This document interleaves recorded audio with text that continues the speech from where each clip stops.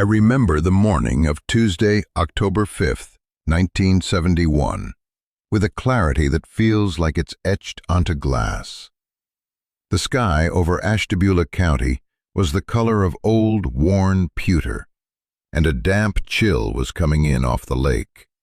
The kind that promises a hard frost is not far behind. I remember it so precisely because it was the day I officially became the fool of the township, and because the cold in my bones that morning felt an awful lot like the doubt everyone else was feeling about me.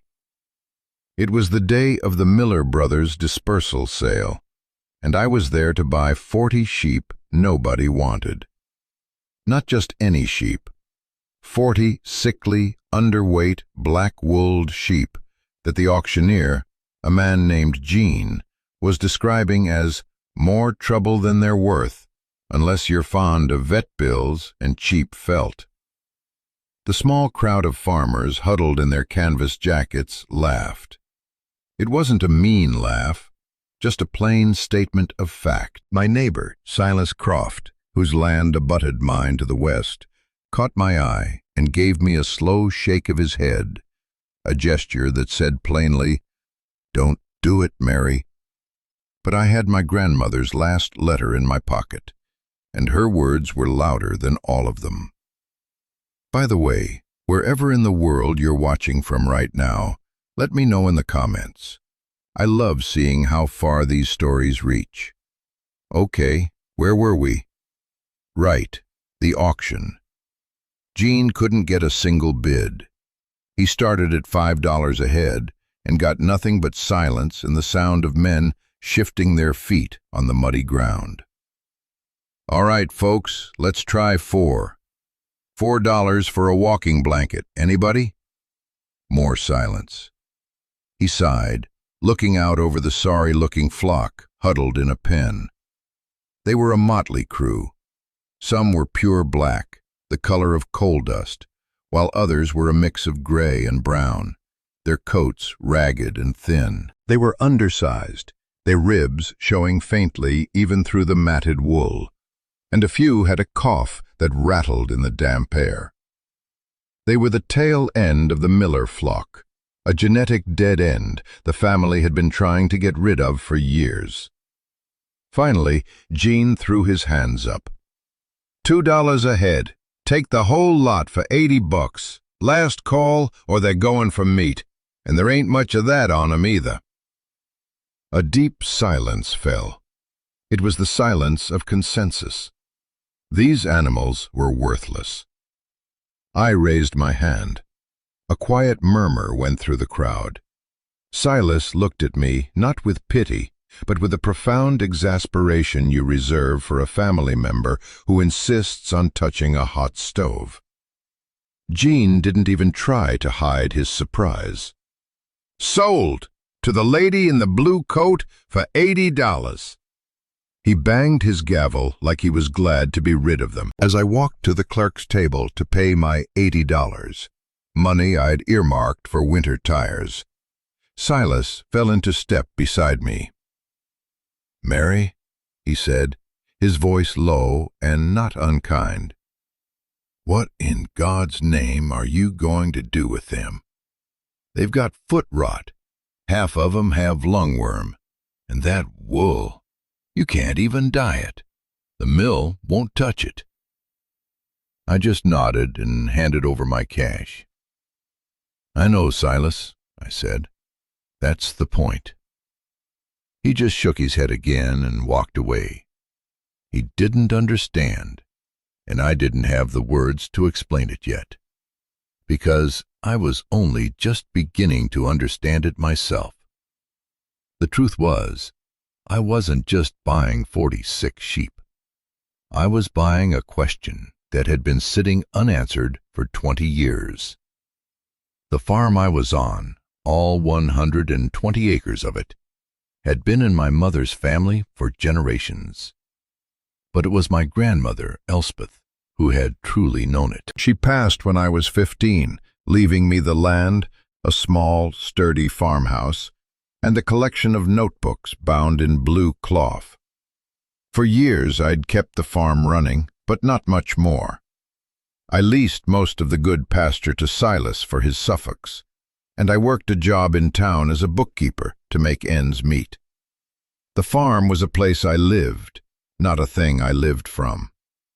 The notebooks sat in a cedar chest at the foot of my bed. After my grandmother died, reading them felt too much like talking to a ghost. But one night, a few months before that auction, I'd finally opened one.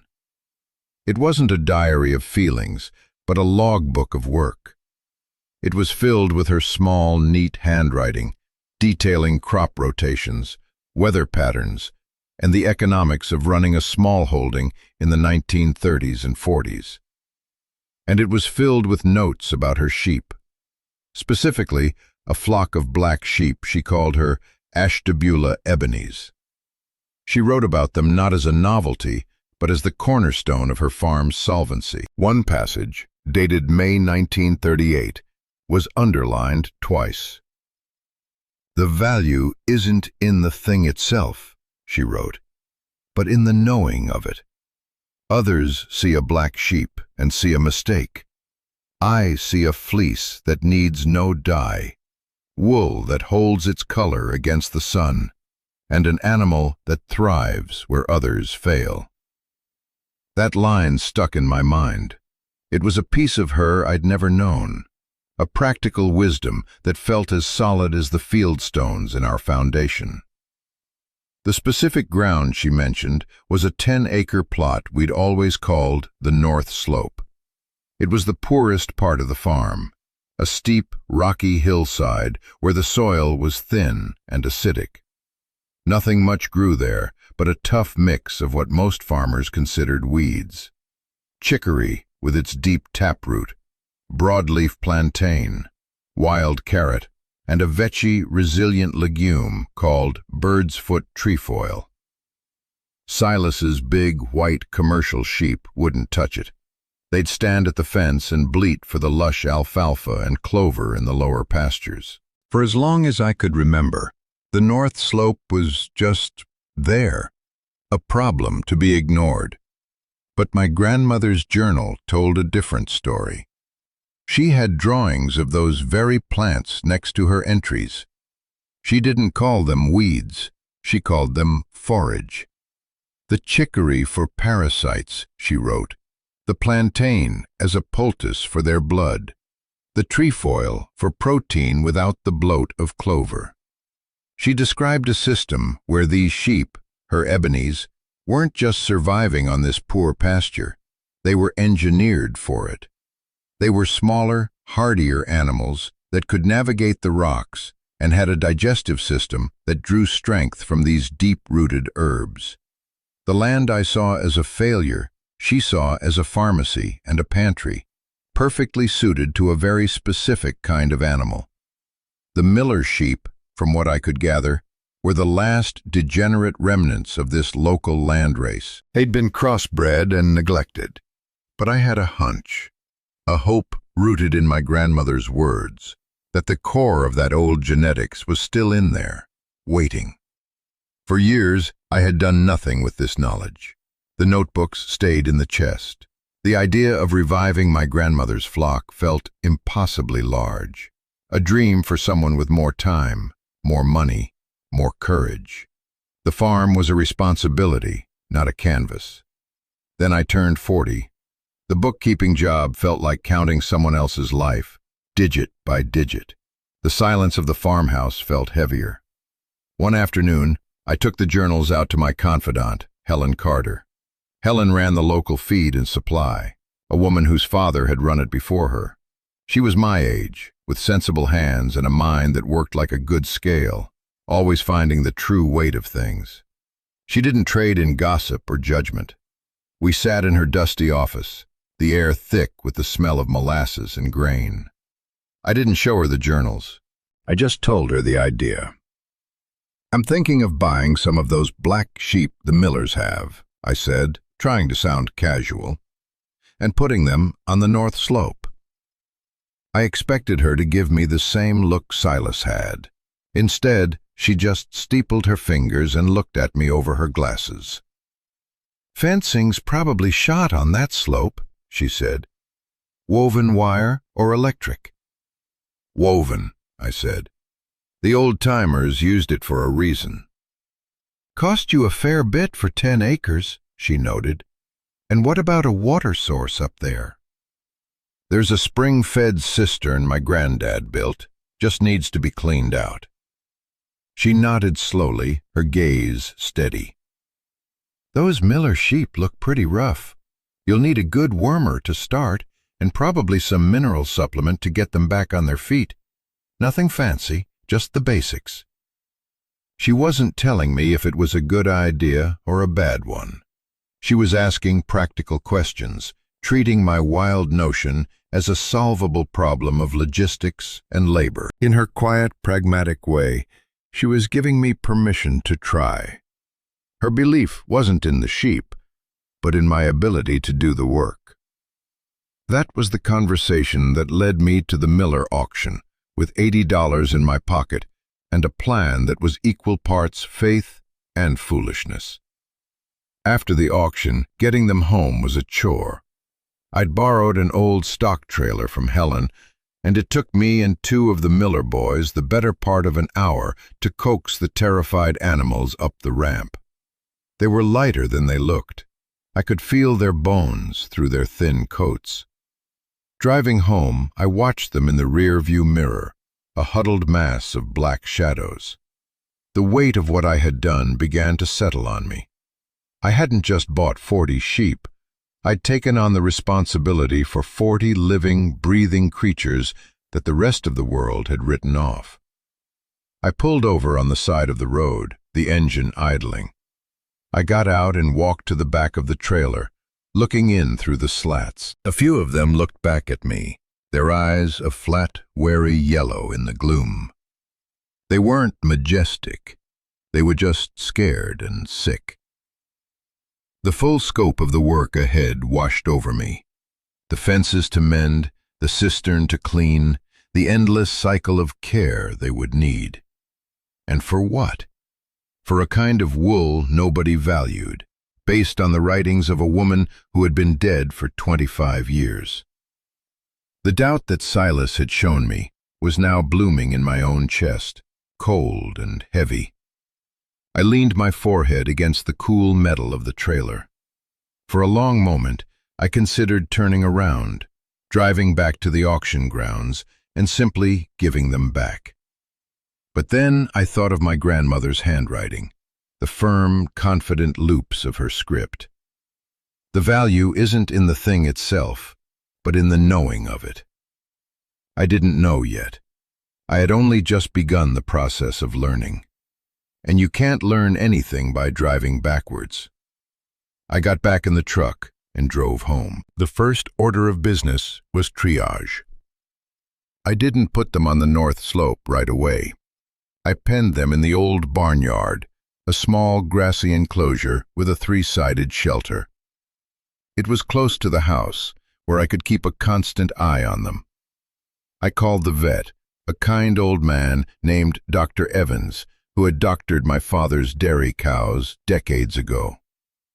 He came out, took one long look at the flock, and let out a low whistle.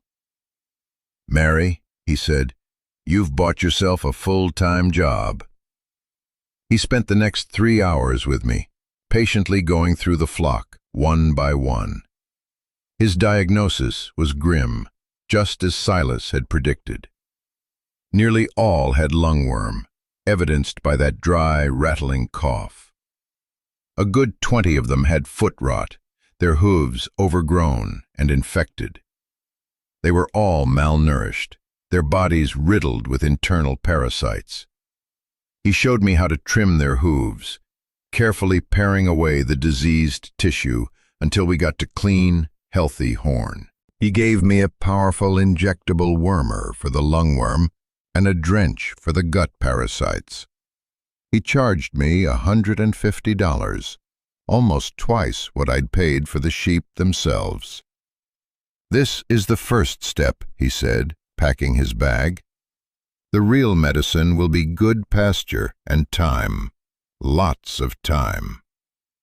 Before I could even think about pasture, I had to fix the fence on the north slope.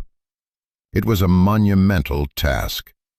The old woven wire was rusted through in a dozen places, and the locust posts my grandfather had set were leaning at crazy angles, pulled loose by years of frost heave.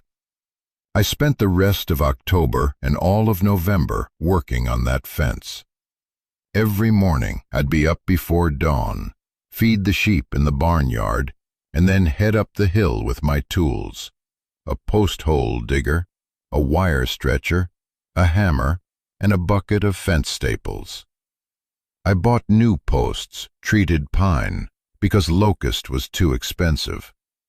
I bought 3 massive rolls of new woven wire from Helen's store. The total bill came to over $400. Helen gave me a discount and let me pay in installments. Each day was the same. I'd dig new post holes in the rocky soil, my hands aching and raw. I'd set the posts, tamping the earth around them until they stood firm. Then came the wire. Stretching woven wire on a hillside by yourself is a lesson in patience and physics. I'd anchor one end and use a come-along and a chain attached to an old oak tree to pull it taut, the wire groaning and creaking until it was tight as a guitar string. Then I'd staple it to the posts, moving from one to the next, the rhythmic thump-thump of the hammer, the only sound besides the wind in the trees. As I worked, I studied the pasture inside the fence line. I started to see it not as a mess of weeds, but as the collection of individual plants my grandmother had described. I saw the feathery leaves of the wild carrot, the broad-ribbed leaves of the plantain, the brilliant blue flowers of the chicory, even in late autumn. It was all there. I was rebuilding the container for a system I was only just beginning to comprehend. By early December, the fence was done. 10 acres, enclosed and secure. The cistern was another challenge. It was a stone-lined pit, 10 feet deep, that my grandfather had built to catch runoff. It was half filled with a thick slurry of leaves, silt, and 20 years of accumulated debris. I spent a week hauling buckets of that black, foul-smelling muck out by hand, using a rope and a pulley. When I finally reached the stone floor, I scrubbed the walls clean and repaired the intake pipe from the spring. A few days later, after a good rain, it was half full of clean, cold water. The system was almost ready. Down in the barnyard, the sheep were changing. The wormer had done its work. The coughing had subsided, and they were moving with more energy. Their eyes were brighter. I was feeding them a simple diet of good grass hay and a small daily ration of grain, just enough to help them build back their strength. They were still thin, but they were no longer sickly. They were beginning to look like proper sheep. They started to develop a flock mentality, moving and grazing as a single unit, their heads all turning at once when my truck came up the lane. I spent hours just watching them, learning their language of posture and sound. I came to know individual animals. There was a big, calm ewe with one floppy ear I called Queenie. There was a bold young ram with a perfect black fleece, who I named Cole. They were starting to trust me. When I entered the pen, they no longer scattered to the far corners. They would watch me, curious and cautious, but not afraid. The institutional check came in the form of a man from the county extension office. His name was Kevin, a young man in his 20s with a crisp shirt and a clipboard. He'd heard I was starting a sheep operation and had come to offer his technical assistance. He walked around the barnyard, his brow furrowed. "These are unusual," he said, looking at the black sheep. "What's the breed?" Local landrace, I think, I said. I'm not sure. He made a note on his clipboard. Most commercial operations prefer Suffolk or Dorset. Better carcass weight, and the wool is more marketable. I just nodded. Then I made the mistake of telling him my plan. I pointed up to the freshly fenced north slope.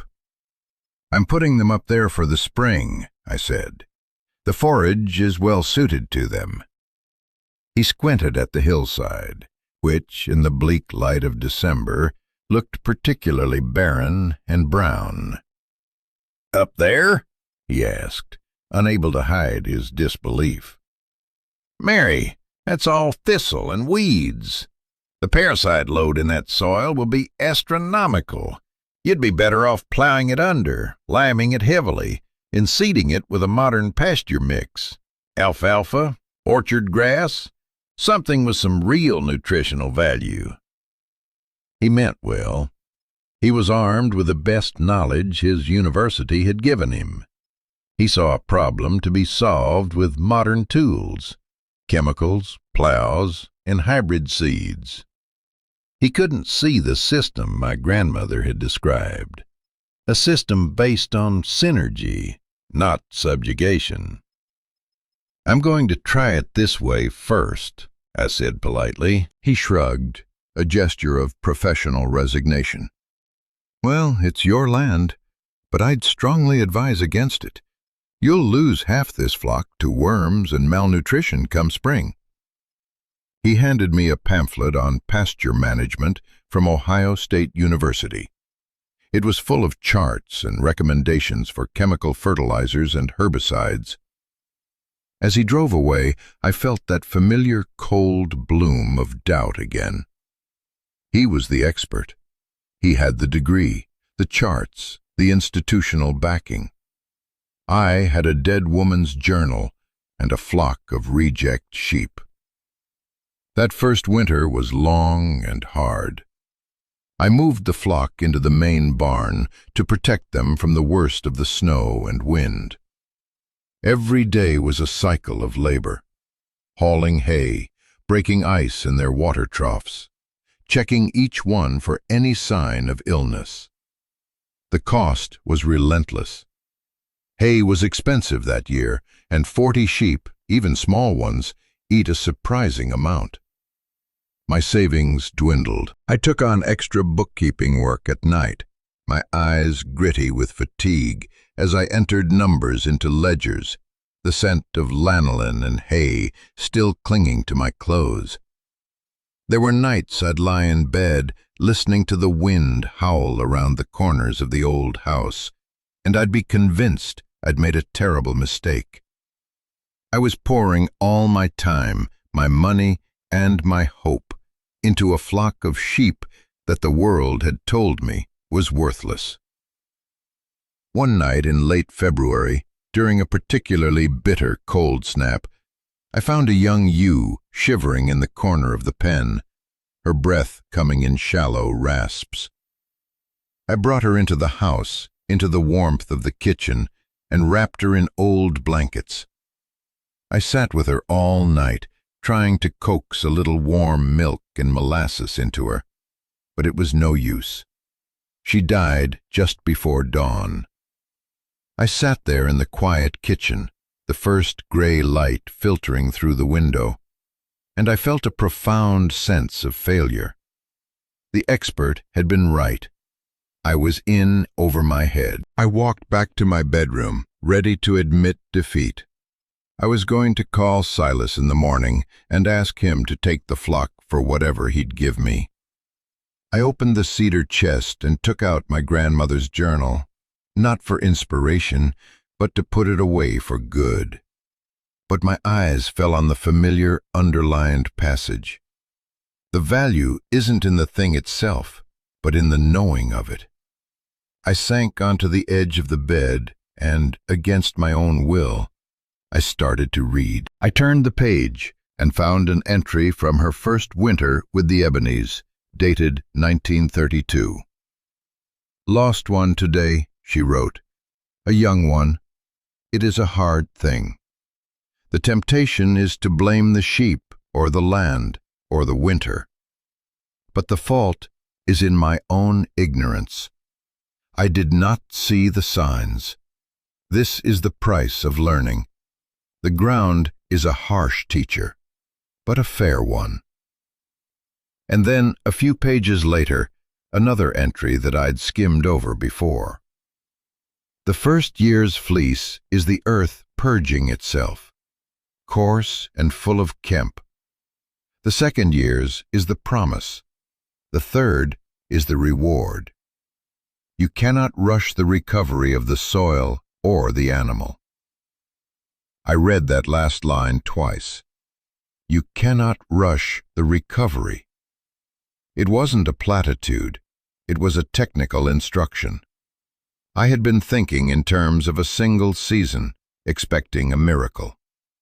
My grandmother was telling me to think in generations, in the slow, patient cycles of the land itself. The little ew's death wasn't a sign that the project was a failure. It was part of the price of knowledge, just as she'd said. I closed the journal. The decision was made. I would see it through. I would give it 3 years. When the spring of 1972 finally arrived, the ground thawing and the first green shoots appearing, I opened the gate to the north slope. The 39 remaining sheep hesitated for a moment, then poured through the opening, their hooves thudding on the damp earth. They spread out across the hillside, and a remarkable thing happened.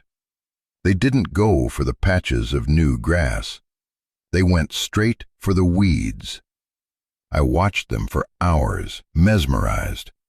They selectively grazed, eating the broad leaves of the plantain, nibbling the new growth on the chicory, and seeking out the trefoil.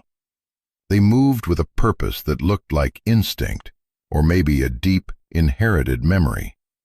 It was exactly as my grandmother's journal had described. They were healing themselves, and in doing so, they were healing the land. That first shearing in late May was a humbling experience. I hired a traveling shearer, an old man who grumbled about the small size of the sheep and the black color of the wool. The fleeces came off in ragged sheets. They were greasy, full of kemp, those coarse, brittle hairs that ruin good wool. And they were light. I got, on average, only about 4 pounds of wool per sheep. It was, as my grandmother had predicted, the fleece of purging. I washed it myself, following the instructions in her journal. She had designed a system of 3 wooden troughs. The first was a cold soak in rainwater to loosen the dirt. The second was a warm wash with a simple, unscented soap to remove the excess lanolin. The third was a clear, cool rinse. It was slow, laborious work. When the wool was dry, it was still coarse. Disappointing. I packed it away in burlap sacks and stored it in the barn loft. It wasn't a reward. It was a baseline, a starting point. The sheep thrived on the north slope that summer. By July, their coats were growing in thick and dark. They were filling out, their bodies becoming sleek and muscular. The lambs born that spring were small but vigorous, and they learned to forage on the hillside plants from their mothers. The pasture itself was changing. The sheep's selective grazing was acting like a natural mowing system. Where they ate the broadleaf weeds, the native grasses had more room to grow. Their manure was fertilizing the thin soil. The entire hillside began to look less like a neglected weed patch and more like a managed, diverse pasture. I didn't need a soil test to see the life returning to it. I could see it in the darker green of the leaves and the sheer number of insects and birds that now populated the slope. Silas would sometimes stop his truck on the road and watch them. He never said anything, but I could see the curiosity in his eyes. The sight of sheep not just surviving, but flourishing on land he considered worthless was a puzzle he couldn't solve. He was a good farmer, but his knowledge was confined to the modern system of high-input agriculture. He knew how to conquer a piece of land. He had forgotten how to listen to it. The second year, 1973, was the year of the promise. The flock was now stable at around 60 animals, including the new lambs. They were fully acclimated, their bodies tuned to the rhythm of the land. When the shearer came that May, he was surprised. "They've put on some weight," he admitted, as he expertly stripped the fleece from the first ewe. The wool was different. I could see it immediately. It was denser, longer, and the color was a deeper, more uniform black. There was far less kemp. The average fleece weight was up to nearly 6 pounds. I spent a week washing the wool in my troughs, my hands raw, but my spirit light. When it was dry, I spread a fleece out on the clean floor of the porch. The fibers were soft, with a surprising amount of crimp, the natural wave that gives wool its elasticity and loft. The color was what was most astonishing. It wasn't a flat, dull black. It was a living color, with subtle hints of dark brown and silver that gave it an incredible depth. It seemed to drink the light. This was the promise my grandmother had written about. It was still just wool in my barn, with no market and no buyer. But it was real. I could feel it in my hands. The work was proving itself, not in dollars and cents yet, but in the physical reality of the thing itself. The sheep, the land, and the wool were all telling the same story of recovery. The neutral verifier arrived in the summer of 1975, not as an official, but as a curious student. Her name was Sarah, a textile science major from the university in Columbus. She was doing a thesis on heritage American wool breeds and had heard a whisper from her professor, who knew Dr. Evans, about a woman in Ashtabula County with a flock of unusual black sheep. She called me first, her voice on the phone young and full of academic skepticism.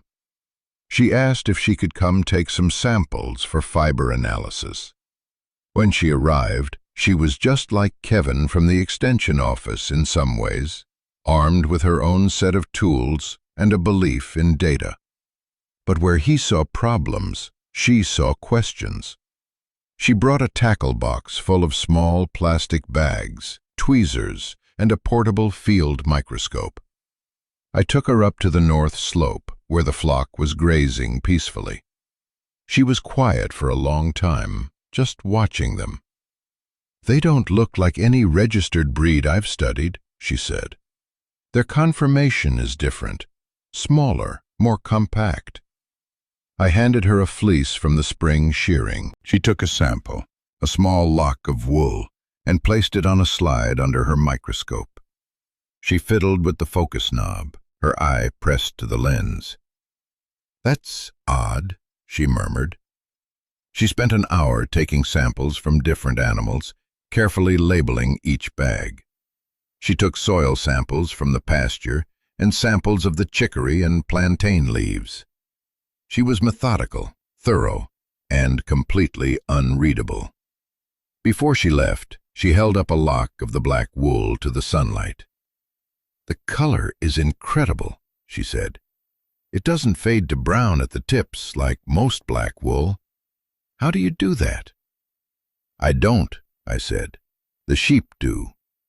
She gave me a small, polite smile that suggested she didn't believe me, and said she would be in touch once the lab results were in. 2 months later, my phone rang. It was Sarah. Her voice had lost its academic detachment. It was replaced with sheer excitement. "Mary, I don't know what you have up there, but it's remarkable," she said. "I've run the samples through the lab. The micron count averages 22.5. That's fine wool territory, like a good merino. But the staple strength is off the charts. It's almost 3 times stronger than merino of a similar fineness. That combination shouldn't be possible. Fine wool is usually delicate." She was talking fast, the words tumbling out. "And the color. My professor and I put it under an electron microscope. It's not a simple pigment. The black color comes from a dense granular form of eumelanin, but it's shot through with microscopic traces of pheomelanin, which is a reddish pigment. That's what gives it that depth and stops it from browning out under UV light. It's a genetically stable complex black." She paused, and I could hear her shuffling papers. "We tested the forage plants, too. The specific tannins in the bird's foot trefoil and the compounds in the chicory. Our hypothesis is that their diet is directly influencing the wool's chemical structure, enhancing both its strength and its color stability. It's not just the genetics, it's the genetics in this specific environment. You haven't just saved a breed, you've saved a biological system." She asked if she could write about the flock in her thesis. She wanted to call them by their historic name, the one I'd found in my grandmother's journal. For the first time, the name Ashtabula ebenes was spoken by someone outside of my own head. Her technical data was just a modern translation of what my grandmother had known through observation and touch. Sarah, with all her science, had arrived at the same conclusion Elspeth had reached 40 years earlier. The knowing was the value. By the spring of 1979, the flock was a picture of health, numbering over 100 ewes. The third-year fleece, and every fleece since, had been the reward my grandmother promised. It was heavy, soft, strong, and possessed that deep, light-drinking black color. I had bales of it stored in my barn, a treasure with no value outside my own farm gate. The local mills only bought white wool in bulk, and the craft market for hand spinners was small and inconsistent. I was rich in wool and poor in cash. The doubters had mostly fallen silent. They no longer saw me as a fool, but as an eccentric. My strange sheep on their strange pasture were just a part of the local landscape now. Then, one afternoon in early June, a dusty sedan I didn't recognize pulled into my lane. Two men got out. One was Silas Croft. The other was a man in a suit, older, with a tired but shrewd look in his eyes. This was Arthur Henderson, the head wool buyer for the Pendleton Mill in Cleveland, the biggest buyer in the state. He was the man who bought Silas's wool every year. He was the institution. They walked over to the fence of the north slope, where the flock was grazing. Henderson leaned on the top rail, saying nothing for a full 5 minutes. He just watched the sheep move across the hillside. Silas stood beside him, his hands in his pockets, looking uncomfortable. Finally, Henderson turned to me. "Silas tells me you've got some black wool," he said. His tone was flat, non-committal. "I do," I said. "He says it's different." "It is." Henderson held out his hand. "May I see a fleece?" I went to the barn and brought back a full, washed fleece from that year's shearing.